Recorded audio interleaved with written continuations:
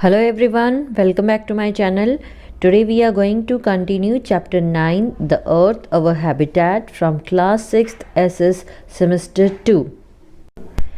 Types of motion of the earth. Like other planet, there are two types of motion of the earth. तो अन्य ग्रहों की तरह पृथ्वी के भी दो प्रकार की गतियां हैं. First is rotation. As the top rotates on its axis, in the same way earth also rotates on its axis from west to east direction. This circular motion of the earth is called daily motion. It is also called rotation.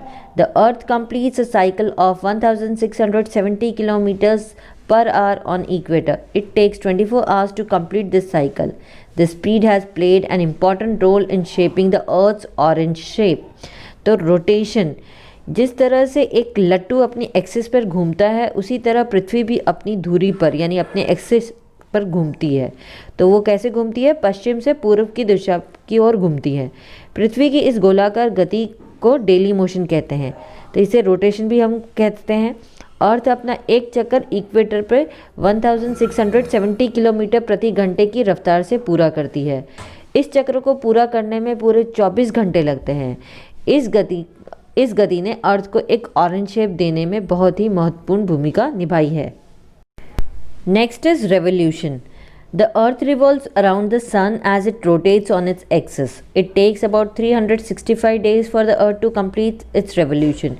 We call this period as a year, an imaginary way to earth's rotation around the sun. In the space has been determined which is known as orbit. Along with this, the earth do not move in a circular path, rather it moves in elliptical orbit. Distance between sun and earth is not same throughout the year. The earth rotates on its axis by making an angle of 23.5 degree on its axis and 66.5 degree along its orbit. Due to this movement of earth, the seasons occur and day and night are extended and shortened. तो अब जो हम बात कर रहे हैं revolution की, तो पृथ्वी सूर्य के चारों ओर घूमती है क्योंकि यह अपने एक्सिस पर घूमती है. अर्थ को सूरज के आगे पीछे एक चक्र काटने में लगभग 365 दिन यानी 365 दिन लगते हैं और एक चक्कर काटने की प्रक्रिया को हम रेवोल्यूशन कहते हैं और इस अवधि को एक वर्ष कहते हैं. तो अंतरिक्ष में सूर्य के चारों ओर पृथ्वी के घूमने का एक काल्पनिक तरीका निर्धारित किया गया है जिसे ऑर्बिट के रूप में जाना जाता है. इसी के साथ पृथ्वी गोलाकार रास्ते में नहीं चलती है बल्कि अंडाकार ऑर्बिट में घूमती है. सूर्य और पृथ्वी के बीच की जो दूरी है वो पूरे वर्ष भर एक जैसी नहीं होती. पृथ्वी अपनी धुरी पर 23.5 डिग्री कोण की धुरी बनाकर घूमती है और 66.5 डिग्री पर परिक्रमा करती है.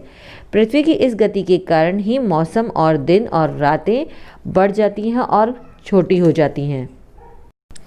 Day and night. Due to daily motion of the earth, day and night occur. As the earth is tilted and rotates on its own axis, the sun shines only on half of it and the other half is dark. If earth would not have rotated, then one side only light would have been there while on the other side it would have remained dark. तो अर्थ की जो daily motion के कारण ही दिन और रातें होती हैं.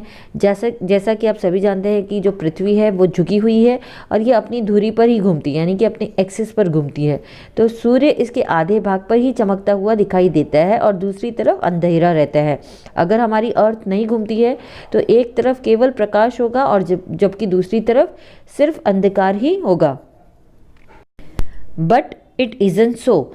Thus, every part of the earth experiences light from darkness and darkness from light in every 24 hours.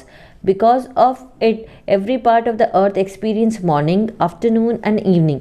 As the earth is tilted on its axis, we find difference in the length of day and night. तो ऐसा नहीं है. इस प्रकार पृथ्वी का जो प्रत्येक भाग है वो अंधकार और अंधकार से हर 24 घंटे में प्रकाश का अनुभव करता है. इसकी वजह से ही पृथ्वी का हर हिस्सा सुबह, दोपहर और शाम का अनुभव करता है. जैसा कि पृथ्वी जो वो अपने एक्सिस पर झुकी है इसीलिए हम दिन और रात की लंबाई में भी अंतर पाते हैं. तो यहाँ पे आपके पास जो 9.11 फिगर है जिसमें आपको बताया गया है डे एंड नाइट, तो ये हमारी जो अर्थ है वो दिखाई है. सन की रेज पड़ रही हैं और जिस पोर्शन में पड़ रही हैं रेज वहाँ पे दिन है और उसके अपोजिट साइड पे रात है. Sun rays fall directly on the Tropic of Cancer on 21st June and on Tropic of Capricorn on 22nd December. Where the sun rays fall directly and in the adjacent areas, the days are longer and the nights are shorter. Where the sun rays fall diagonally, the days are short and nights are long, while days and nights are of same length on 21st March and 23rd September. तो 21 जून को tropic of cancer पर और 22 दिसंबर को tropic of Capricorn पर सूरज की जो किरणें हैं वो एकदम सीधी पड़ती है। तो जहाँ सूरज की किरणें सीधे और आसपास के इलाकों में पड़ती है वहाँ दिन लंबा और मतलब ज़्यादा लंबा होता है और रातें जो होती हैं वो छोटी होती हैं। जहाँ सूरज की किरणें तिरछी पड़ती हैं वहाँ पर दिन छोटे होते हैं और रातें लंबी होती हैं। जबकि दिन और रातें 21 मार्च और 23 सितंबर को समान, उनकी जो लंबाई आप कह सकते हैं वो समान होती है। तो ये 9.12 जो फिगर आपको दिया है इसमें आपको ये दिखाया है कि लॉन्ग एंड शॉर्ट डे, जो दिन और रात होते हैं वो नॉर्दर्न हेमिस्फीयर पे कब छोटे होते हैं कब बड़े होते हैं। तो आप देख सकते हो यहाँ पे कि इक्विनॉक्स यानी कि 21 मार्च और 23 सितंबर को इक्विनॉक्स होता है। इक्विनॉक्स का मतलब जो दिन और रात है वो बराबर होते हैं, सिमिलर होते हैं। इसी तरह से 21 जून को जो है वो सबसे लॉन्गेस्ट डे बताया गया है जिसको हम दक्षिणायन कहते हैं, और 22 दिसंबर को सबसे छोटा दिन है जिसे हम उत्तरायण कहते हैं। Seasons.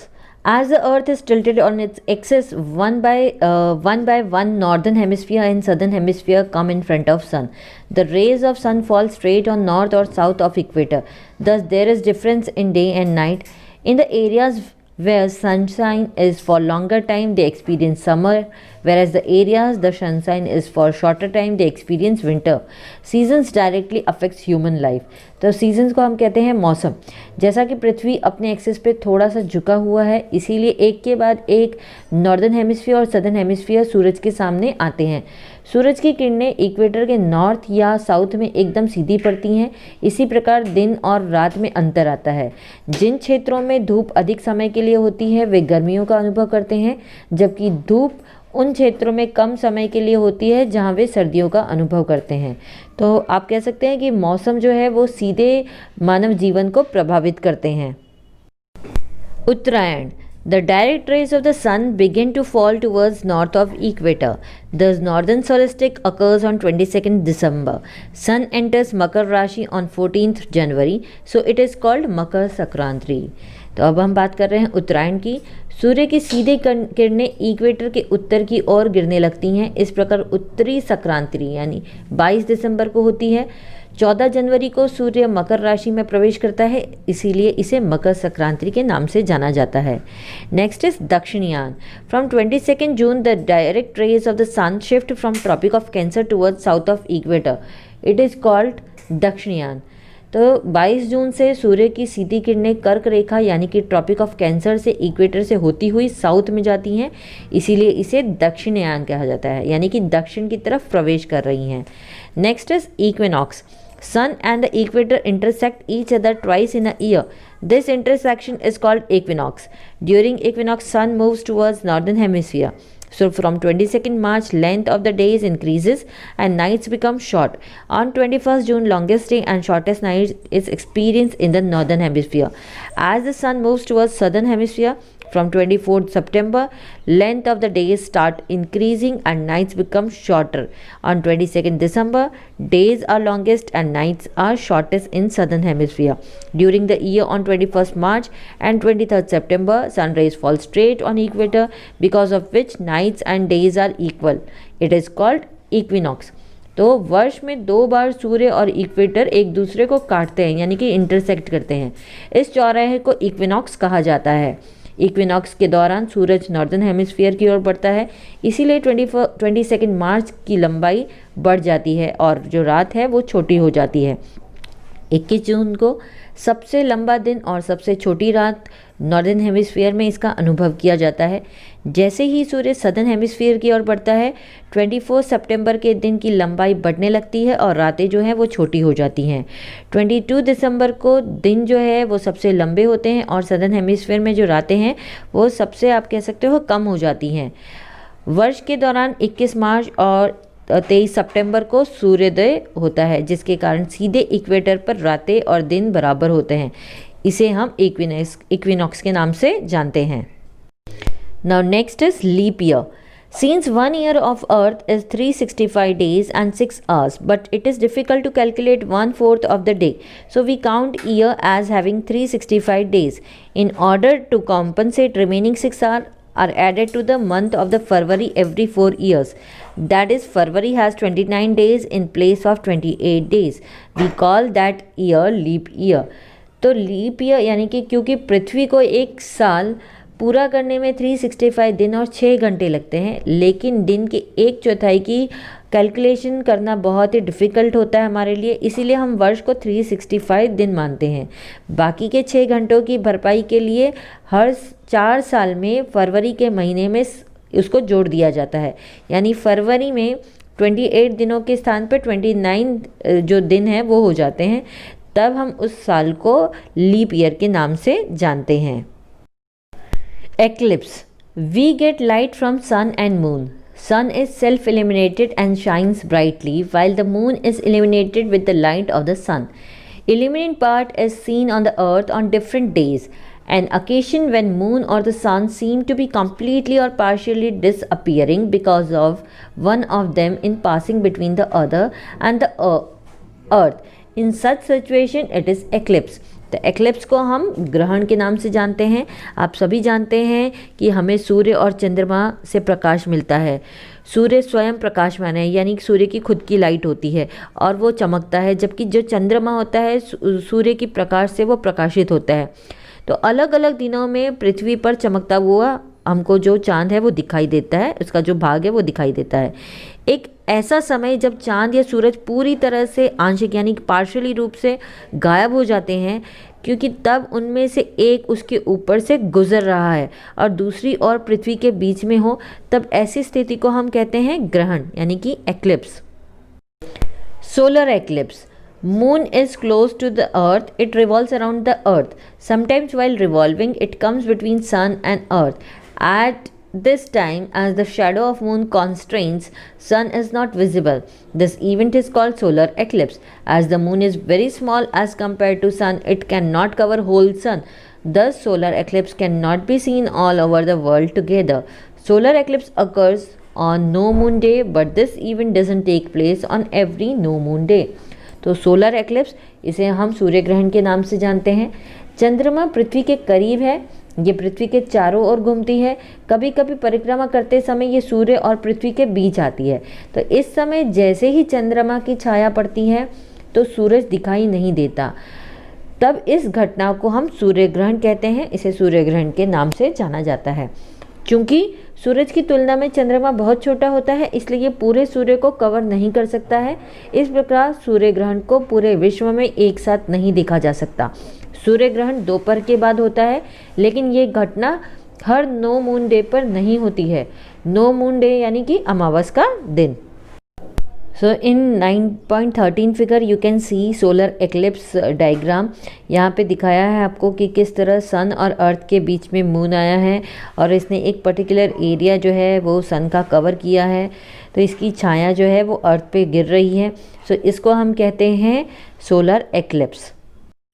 Next is lunar eclipse. Moon gets light from the sun. Thus, if the sun rays going towards moon are obstructed by the earth, then that part of moon remains dark. In nutshell, that much part of the earth's shadow falls on moon. This part is not visible to us, which is called lunar eclipse.